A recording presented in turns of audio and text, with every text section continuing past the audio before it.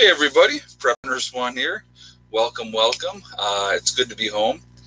Being on vacation is nice, but at the end of it, you get to get back home and you're kind of relax after your vacation a little bit, I guess is the right word. So, glad to be back.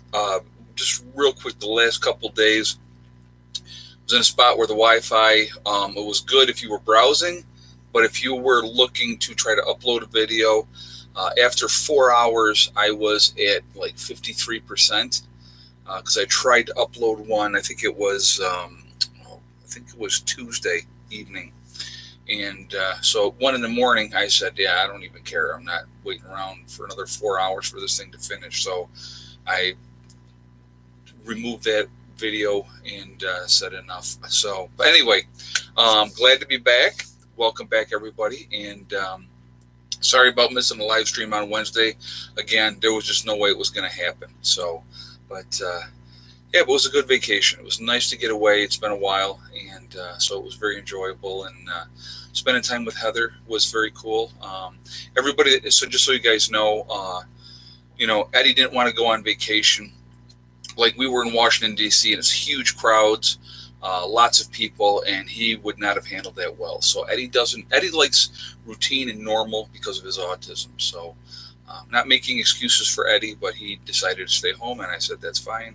So he did not go. But so anyway, before we jump into the topic of options, which I think you guys are going to like here, because it's something we've talked about. I've talked about a few times, but I always believe in working on things and seeing what's there and stuff like that, but we'll get into that in a minute. But I just want to remind everybody that this is a very family-friendly oriented channel, so please keep the chat clean and no nastiness to each other or anything like that, no racism or anything like that. If you do, my awesome moderators will boot you out of here, and those are the guys that are lit up in blue. Okay, so again, welcome. Glad to be home. Glad to be back on with you guys. I actually was weird. It was like, because when I couldn't get it up, I was frustrated. The videos up, I was frustrated, and I'm like, man, I'm so used to, because something. You guys know I do this every day. This is what I do. So. But I got a lot of really cool information. Made some really nice connections with people. So I'm going to address this really quickly. So, because a couple people have asked, I had spoken with Prepper Rabbit. And I had said to him, I don't think it's going to work out on this trip for me to get together with you. This was like before we had left. And I said, so, maybe next time. He goes, well, I'm not coming to New York, and you're probably not coming down here again. And he was like, meet me. I don't care what time. And I'm like, dude, I was getting ready to go to sleep. And I says, when I wake up, I'm getting on a road. I had a long drive ahead of me, and I knew it was going to be a long drive. And, he was very insistent that we get together, and I couldn't fit it in. So I did not call him when I woke up because it was late, and we drove. That's what we did, and I just focused on that. So if he feels slighted in any way, it's not intentional. It just next time, okay? So there was a lot going on this trip. There really, really was. Okay, so. But anyway, so we're going to talk real quick about options. Now, so what do I mean by options? Now, I've talked to you guys in the past, last couple videos that we did live streams, and I talked about what if as preppers that we went into an area and basically took over a town. And so how do you do? So we're going to talk about that in a second. How do you do that? Okay. Well, you just don't go into somebody's town and take the town over. And so I kind of misspoke when I said that. But if we had a group of preppers, and when I say a group, I mean like, let's just throw a number out there. We're going to say 200, different people that were preppers. And we picked a town, all right? And then we went into the town very casually, very quietly, and started buying up the properties, all right? Those options are out there. There are places that are very good communities, quiet communities that, have been beaten down or whatever, good locations, all right? And there's a lot of those out there, a lot of good locations. So on this trip, one of the things that I was looking for is something like that. And I have found something like that. And I found a place where that very good elevation. It is also lots of rivers and streams, a lot of springs. Okay, it has now. So okay. So before I get into all that, let's talk about this part of it. So you have a town, and you have families that have been in that town for 100 years. Good, solid people. Maybe not calling themselves preppers, but they have that mindset, right? So when you come into an area and you're going to start, buying up the properties, you need to do it very, very quietly, because if people all of a sudden realize all these preppers are coming here, you're going to jack the prices up hugely. Okay, that's just going to happen. So if you do it on a very quiet way, not announcing, hey, I'm a prepper and we're coming here and we're going to start buying all these properties. You don't do that. You do it very quietly and very casually. All right. So a lot of places you can go to some of these small towns and they're basically giving houses away, as long as, maybe they need some, they need some rehab on the houses, whatever, or they, like the planning committee would say to you, okay, well, we're going to sell you this house like super cheap. Okay. But we want to know what your plan is with the house. Do you plan on tearing it down? Do you plan on fixing it up? In a lot of these towns, you're talking about houses that are really, really old, with the basements that were designed for, pantries and the whole 9 yards. Okay. So you have to be smart about doing that if that's going to be a plan. Well, the location that I found, and I'll tell you what state it is. I'm not going to tell you the municipality that it's in. It's a small town in Pennsylvania. Okay. And you would think, oh my God, Pennsylvania. So let's talk about Pennsylvania for a second. The area that I'm talking about is very, very pro Second Amendment. All right. A lot of very good people in this area. There's some scumbags too. And that's the other part of it. If you come into a town like that and you're decent, solid people, and I'm going to say most preppers are decent people, and you start getting properties and you coordinate and you work together, and that's the part of it. You have to work together for that common goal of what you're going to do. So it's networking with other people, and you could use me as a go-between. There's another person involved in this. I won't bring that person up right now. That's a local in that area. And so there's an opportunity in this place where they have right now, and I looked into this a little bit and I talked with this other person, there are like 25 houses that can be literally bought for $1,000 a piece. So I want you to think, or $1,000 or less a piece. And some of them need to be rehabbed. Some of them need some work. Maybe they need a new roof or whatever. But if we as preppers said, okay, so here's the other part of this. Okay, so what do you need to have in a town like this to make it, right? Got to have jobs. There's got to be jobs. There's got to be jobs out there for people. So there's a textile industry in this area. So the problem they're having in that area is they want to hire people. They can't hire people because people won't or are unable to pass a urinalysis test, for drugs, because there's so many people on drugs, right? So they can't get these people to pass a drug test where, they're not popping positive for marijuana or whatever else that they're taking. So they can't hire these people. So there's jobs there. If you are a tradesperson, they're dying to have tradespeople in these areas. Okay. So, so anyway, so the jobs are there. Okay. The houses can be bought very, very cheaply. Even the regular properties are not crazy, outrageous prices for these houses. All right. And it is in a decent sized area, and you integrate yourself, you become part of that community, because realistically, and we're talking about a town of less than 2,000 people. This is what I'm talking about as far as that goes. So you're talking about an area that has not a tremendous amount of people, that used to be a pretty booming area. Now it's more repressed for a lot of reasons. If we as preppers went into an area like that and slowly started buying up properties and getting them fixed up and getting organized and working together. Now, it's not like we got to march through the center of town with a big sign saying, hey, I'm a prepper. You want to keep that on a down low. You don't really want to advertise that too much, but you're going to have several preppers in your group, in your, families or whatever in this area, and now you work together. Now, here's the best part of that, okay? When, and I say when, I never say if, I say when SHTF happens, and I'm talking a major event, not only do you have this prepper community already in place, planning on working together, now you have a lot of decent local people that have been there forever and ever and ever, and they are willing, to work with you in that time. Because I'm telling you right now, and I've talked about this before, small towns will close themselves off. I'm not going to say right now, Real Freedom Preparedness, what part of Pennsylvania. I'm just going to say Pennsylvania for now. So basically what I'm going to tell people is this. If this is something that you would be interested in, and I'm not talking about blowing smoke up my behind, I'm talking really interested in doing something like this, because I'm not planning on leaving my homestead, but I may look at putting a second location in this area. It's actually a higher elevation than where I am now.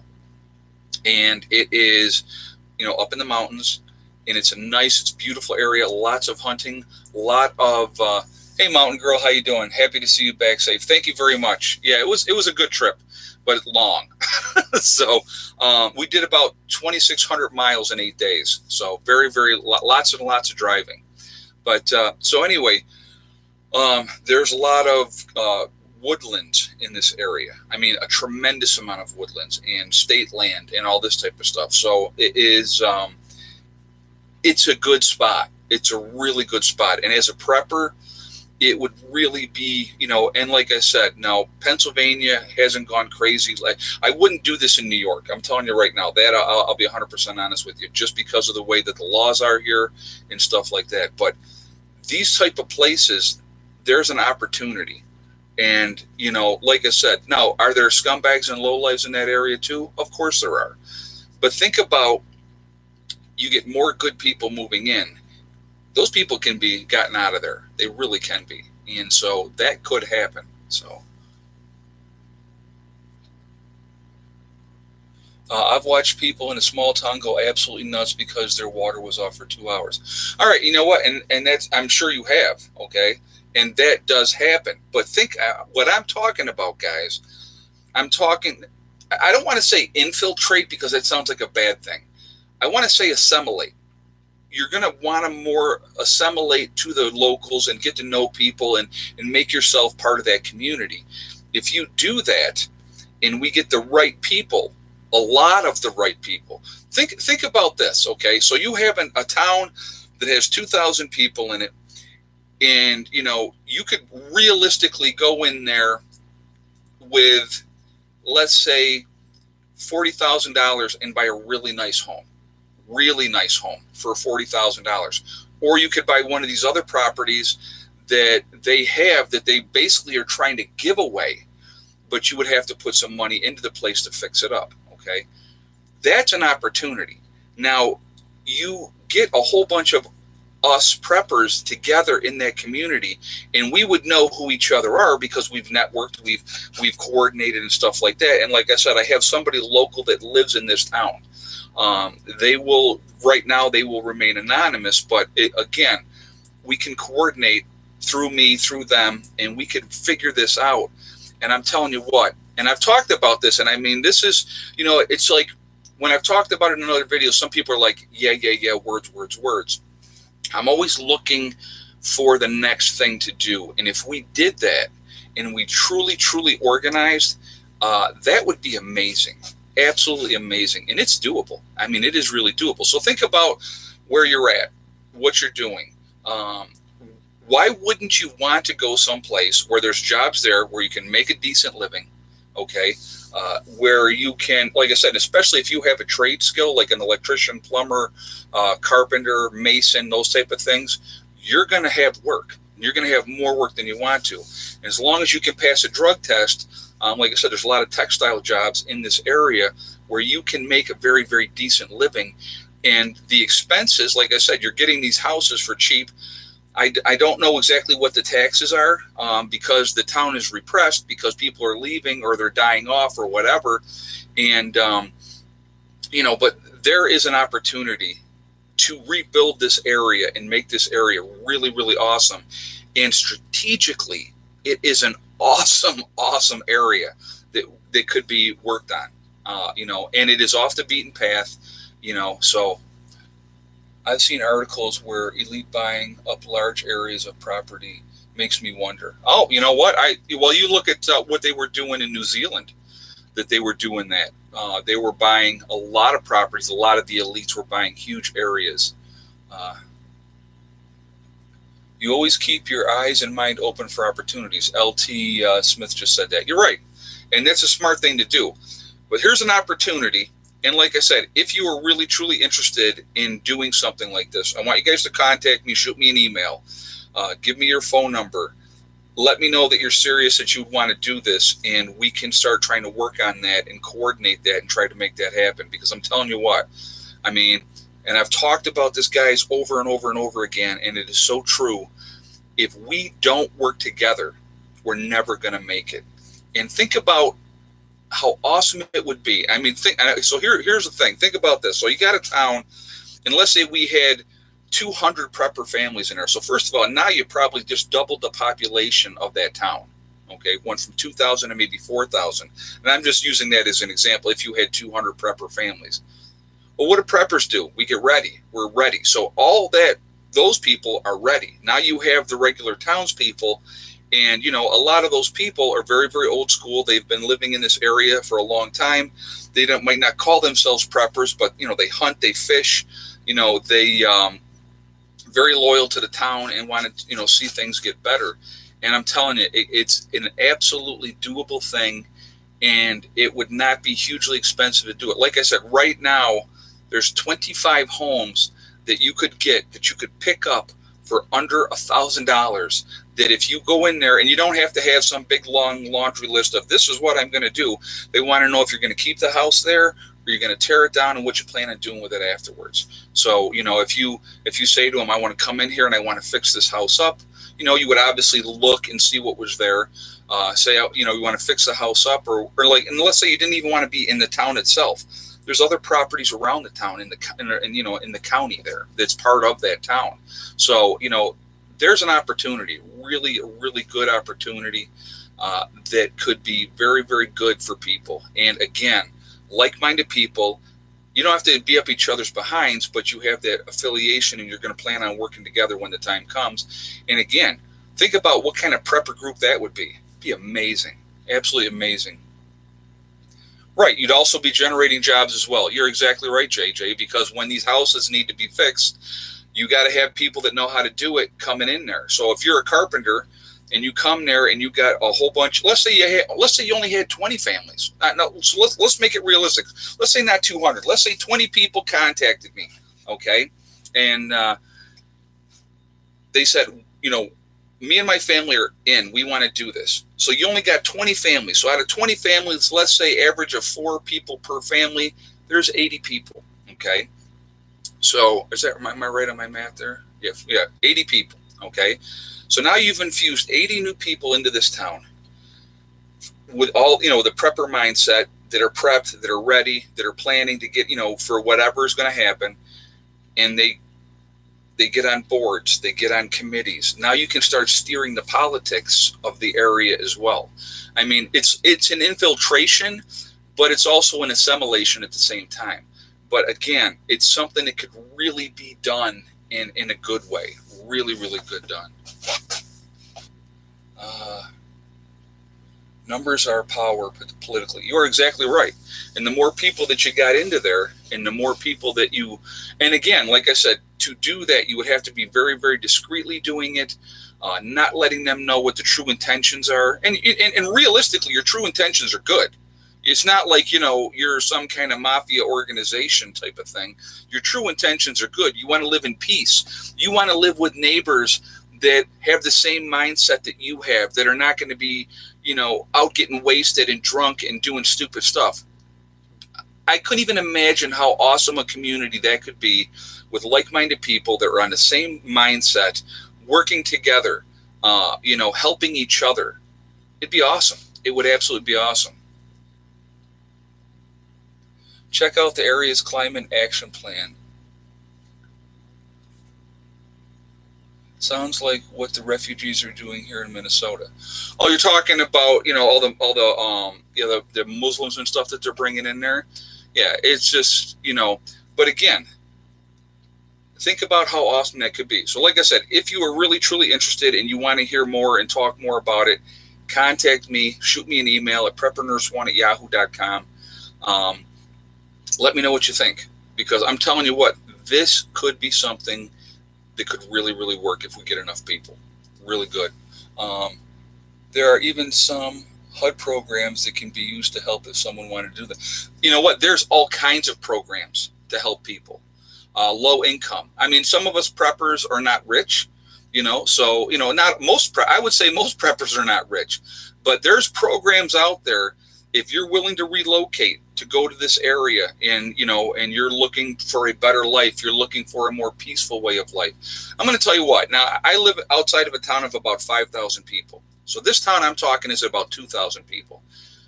When we go into town, it's a very homey atmosphere. It's a completely different atmosphere than when I lived in suburbia from when I lived in the city. It's a completely different mindset.